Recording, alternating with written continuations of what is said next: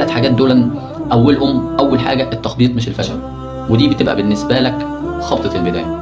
وعايزك تبقى عارف إن أجمد حاجة بتخلي الواحد يكبر هي وقعة محترمة. إحنا بنخاف بصراحة من الفشل زي ما بنخاف من العفاريت بالظبط. لا، الفشل ده بيبقى عامل زي اختبار عملي، براكتس اكزام، بتقع وبتقوم وبتعرف فين الغلطة وبتكمل. فأنا عايزك تقول لي كده، وريني بطل في فيلم مثلا ما اتضربش مرتين 3 واتبهدل مرتين 3.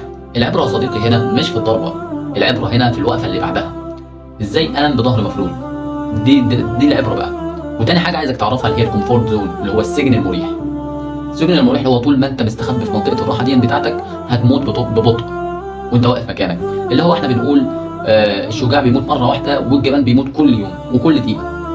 وعايزك تبقى فاهم ان اجمد حاجة انك انت يعني كل يوم تعمل حاجة بتخوفك شوية.